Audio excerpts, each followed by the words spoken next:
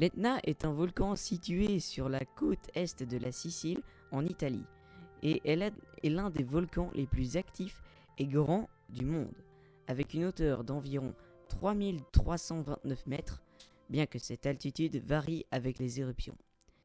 Il est classé stratovolcan, ce qui signifie qu'il est constitué de couches de lave, de cendres et de roches volcaniques. Il se trouve dans une zone de subduction où la plaque africaine se déplace sous la plaque eurasiatique, provoquant la fusion des roches et la création de magma, ce qui génère des éruptions régulières.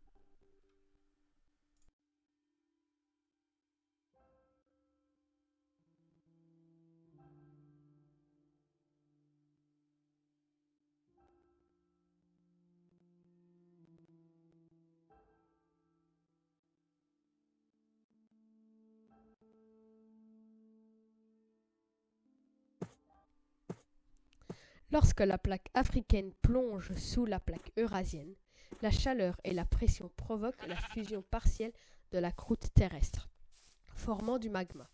Ce magma étant moins dense que les roches environnantes, cherche à remonter à la surface.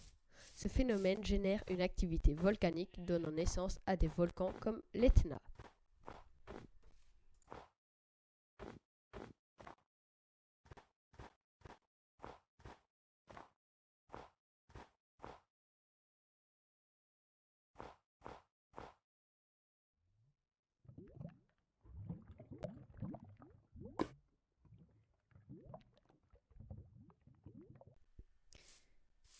À l'est de la Sicile, la plaque africaine se déplace lentement vers le nord et est en train de se subduire sous la plaque eurasienne. Ce processus de subduction provoque une pression intense qui peut faire fondre les roches de la croûte terrestre.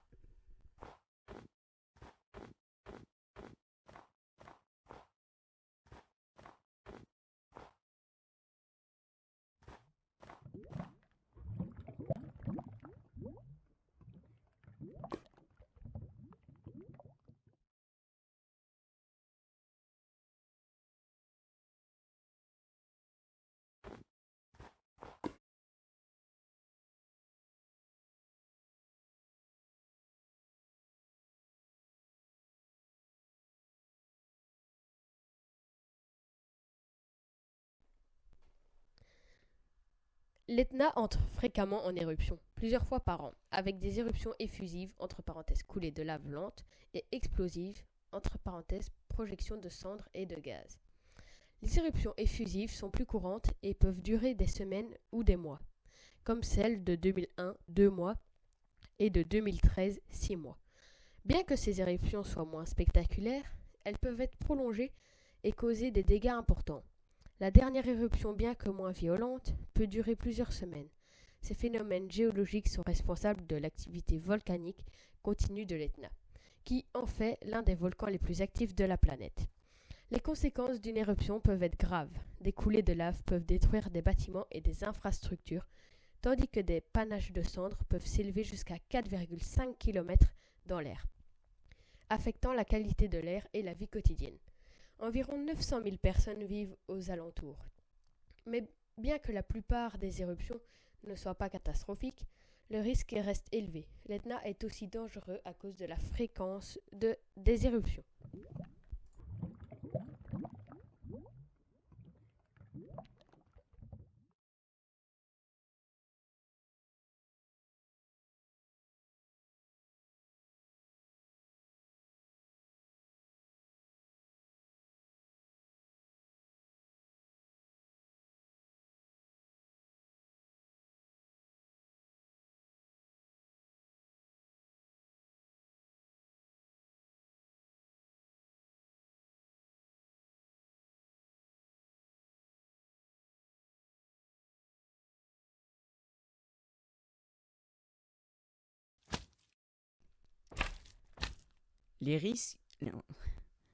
Les autorités locales ont mis en place un zonage spécifique des zones à risque autour du volcan.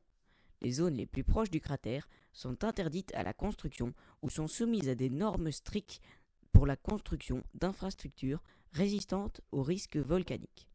Grâce à la surveillance continue des systèmes d'alerte précoce des systèmes d'alerte précoce peuvent être activés pour avertir les populations locales. Ces alertes permettent d'évacuer les zones à risque en temps voulu et d'organiser des mesures de sécurité, comme la fermeture des routes ou l'évacuation des habitants proches des zones de menace. L'Institut national géographique et de vulcanologie en Italie surveille en continu l'activité de l'Etna à l'aide de stations sismiques, de caméras, de capteurs thermiques et d'observations satellites. Cette surveillance permet de détecter des signes d'activité volcanique imminente comme des séismes, des émissions de gaz ou des changements dans le comportement des coulées de lave, permettant ainsi les alertes précoces.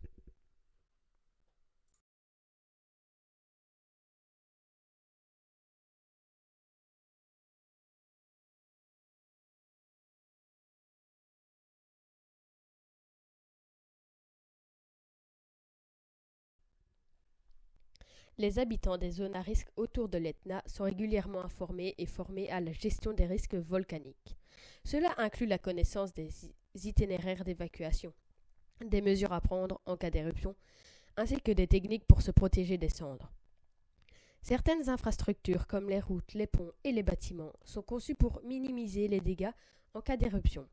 Des digues, des canaux ou des barrières peuvent être installés pour détourner ou ralentir les coulées de lave. Bien que cela soit technique ou complexe, par ailleurs, la construction des bâtiments avec des matériaux résistants aux cendres volcaniques sont encouragées.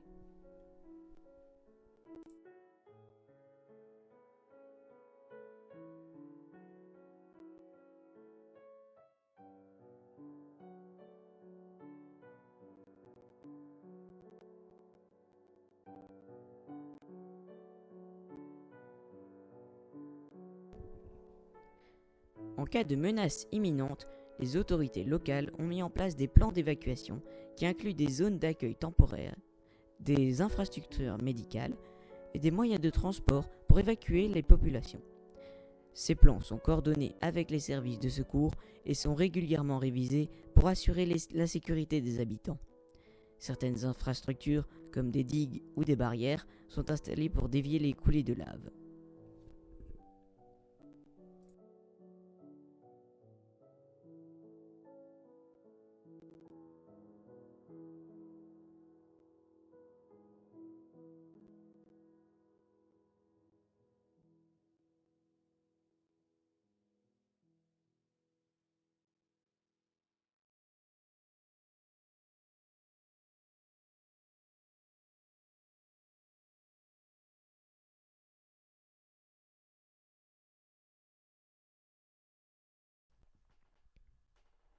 L'Etna étant un site classé au patrimoine mondial de l'UNESCO, des efforts sont faits pour préserver l'environnement tout en gérant les risques volcaniques. Des études géophysiques sont réalisées pour mieux comprendre le comportement du volcan et prévoir les futures éruptions. Ces recherches aident à modéliser les coulées de lave et les projections de cendres afin de mieux gérer les risques pour les populations proches du volcan.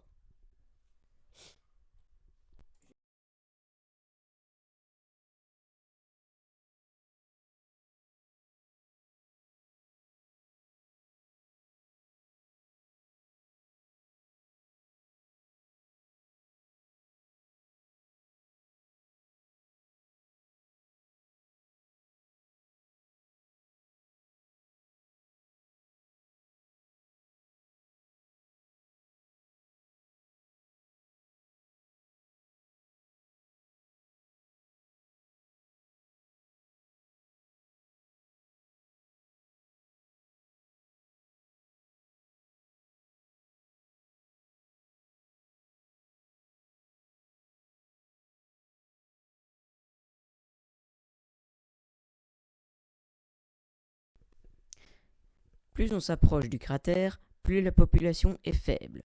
Cependant, la distance entre l'Etna et Catane, une grande ville voisine, est de 38 km. Enfin soit.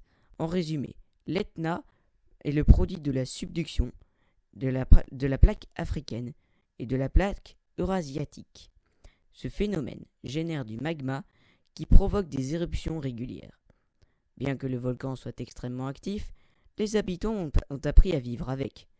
grâce à des plans de prévention, des infrastructures adaptées et une surveillance constante de son activité par des stations sismiques, des capteurs thermiques et des observations satellitaires.